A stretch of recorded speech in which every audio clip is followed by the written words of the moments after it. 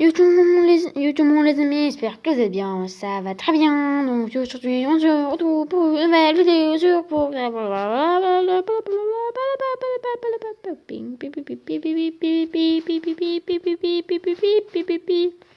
donc là on va aller.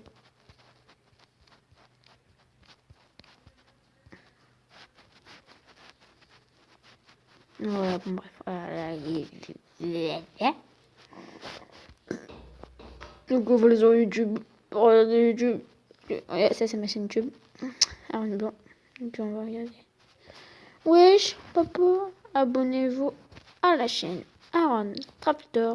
Comment faire un temps sur Minecraft.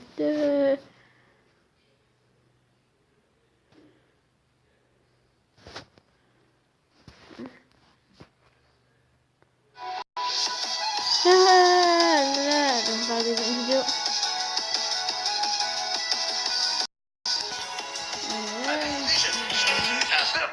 Avec des lunettes de soleil et un caleçon rose, mais aussi également une frite super salée maintenant.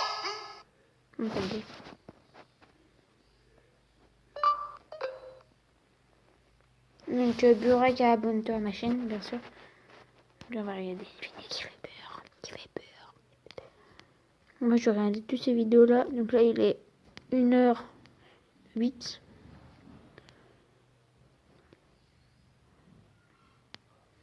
On va regarder ça. Abonnez-vous bien sûr.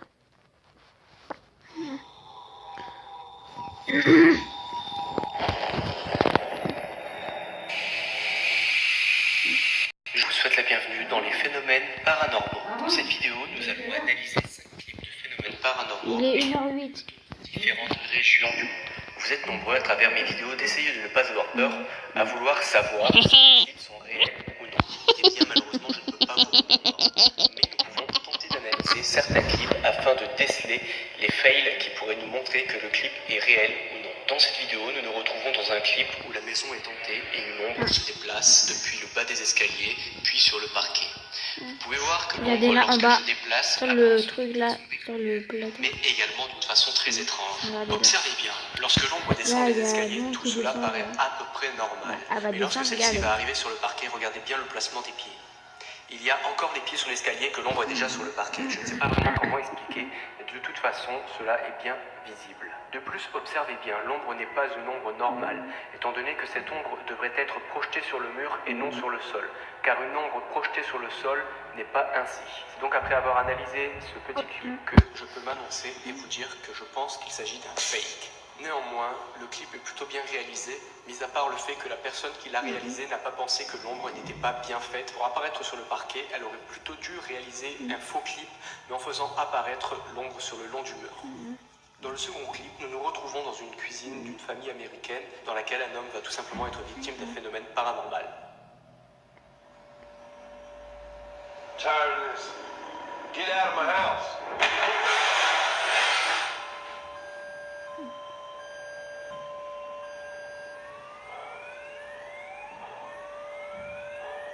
Comme vous pouvez le voir sur ce genre de vidéo, il est difficile de se prononcer sur le fait que ce soit réel ou non. Car lorsque le phénomène se produit, la personne baisse la caméra et filme le sol. Il est donc difficile de se prononcer sur ce genre de vidéo car il pourrait très bien y avoir un montage vidéo derrière en ayant une coupure et puis la personne ouvre tous les placards, met un peu le bordel. Mais il peut y avoir également l'hypothèse où ce soit réel et juste la personne se baisse. Vous avez sûrement déjà entendu des mythes ou des légendes urbaines autour de vous. vas-y là, nique ta mère. Vous voulez participer, Nique ta mère. qui opère ses victimes dans l'unique et seul objectif de collectionner leurs organes. Oui, c'est possible. Par exemple, ça décrit assez bien le chirurgien Glenn Tucker qui, dans les années 70, s'amusait à amputer des bras pour le plaisir ou à faire des implants mammaires carrément. Un jour, une patiente se réveilla au milieu de son opération du nez qui était cassée pour voir ce cher docteur Tucker en train de faire des trucs sadiques avec son nez dans une salle d'opération déserte. Elle porta plainte et Tucker commença à la suivre dans la rue. Puis Tucker eut le bon goût de mourir dans un accident de bateau en 1982, ou plutôt de faire semblant, puisqu'il fut retrouvé en Floride quelques années plus tard. Plutôt que d'être jugé, il se suicida en 2011, après avoir tué sa femme et son chat. Le monstre des égouts.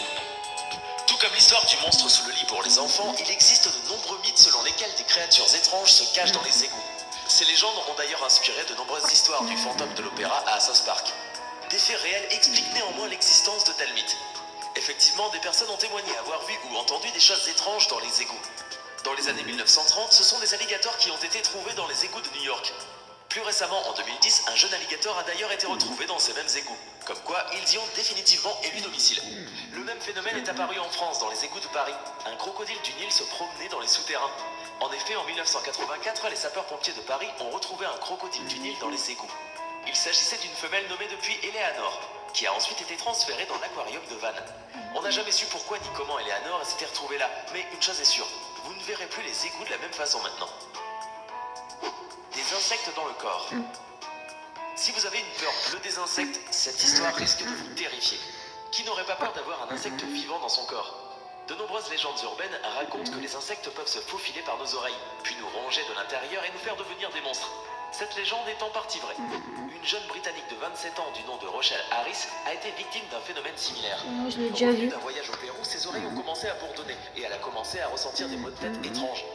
Elle a donc décidé d'aller voir son médecin qui a découvert des œufs de la Lucilie bouchère dans son conduit auditif. Une mouche de cette espèce s'était en effet infiltrée dans son oreille et y avait pondu des larves qui rongeaient sa chair. Heureusement, grâce à la chirurgie, les médecins ont pu soigner Rochelle. La Lucilie bouchère attaque rarement l'homme, mais il suffit d'un coup de malchance. Elle est généralement présente en Amérique centrale et en Amérique du Sud. Alors, réfléchissez bien avant de choisir le lieu de vos prochaines vacances. Être enterré vivant.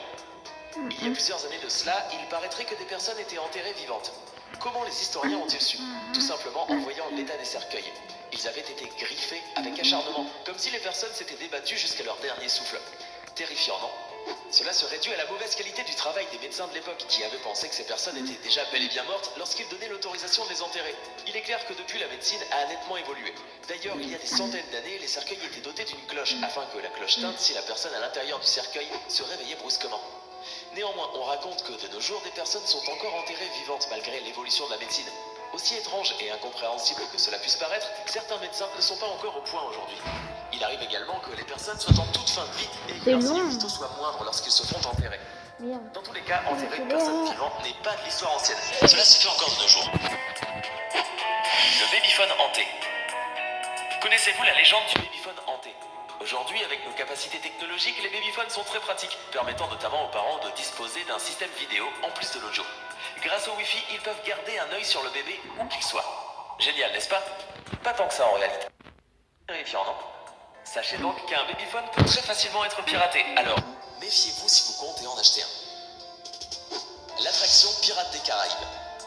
Le parc Disneyland aux États-Unis comporte une célèbre attraction dédiée au fameux Jack Sparrow et à Pirates des Caraïbes, tout comme chez nous, à Disneyland Paris. Ouverte dans les années 1960, cette attraction permet aux visiteurs de naviguer dans le monde des pirates, mais entourés d'ossements. Selon la légende, ces ossements seraient issus d'humains et auraient été fournis par une école médicale. En réalité, lors de l'ouverture de l'attraction aux États-Unis, ces os étaient de vrais os humains qui avaient été fournis par la faculté de médecine de l'Université de Californie à Los Angeles.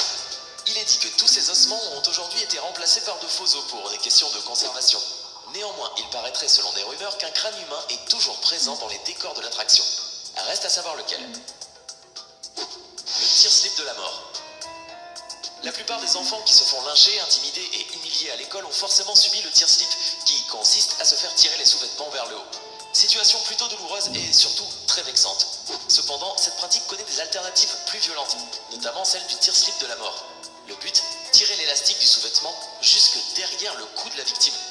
Les rumeurs disent que plusieurs enfants victimes de ce fameux tire-slip de la mort sont décédés après avoir subi ce tour. En réalité, c'est un homme de 58 ans, Denver Lee Sinclair, qui a perdu la vie en 2013 en Oklahoma suite à une altercation avec son beau-fils, Brad Davis. Brad avait pour habitude de se faire intimider et humilier par son beau-père. C'est pourquoi leur dispute fut la goutte qui a fait déborder le vase. Il s'est énervé et a fait subir le tire-slip de la mort à Denver. L'élastique du slip de Denver a été complètement enroulé autour de son cou, ce qui a fini par l'étouffer.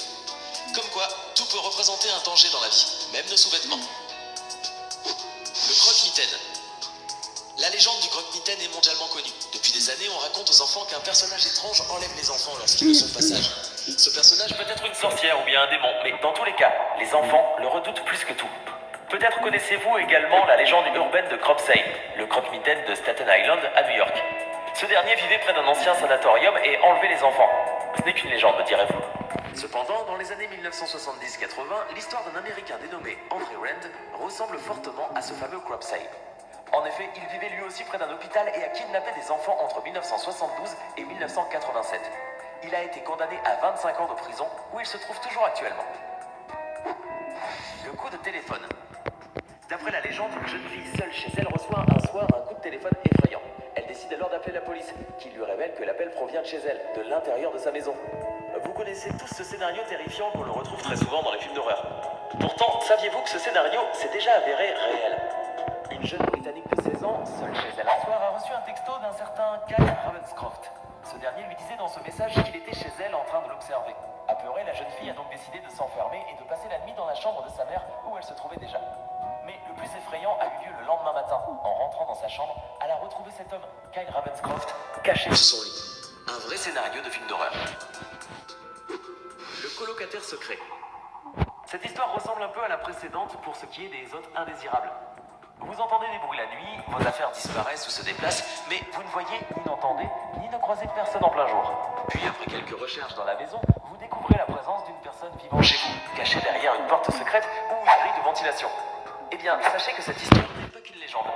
Au Japon, un homme a en effet découvert qu'une femme s'était cachée dans son placard depuis 1 an. Étant sans abri, elle y avait tout simplement élu domicile. Même phénomène retrouvé aux États-Unis à Washington. Un homme, David Wallman, entendait d'étranges bruits provenant de son grenier. Un jour par hasard, il a découvert qu'une personne s'y était enfermée à clé et y vivait tranquillement. De quoi ne jamais se sentir tranquille, même dans sa propre maison. Le voleur d'organes.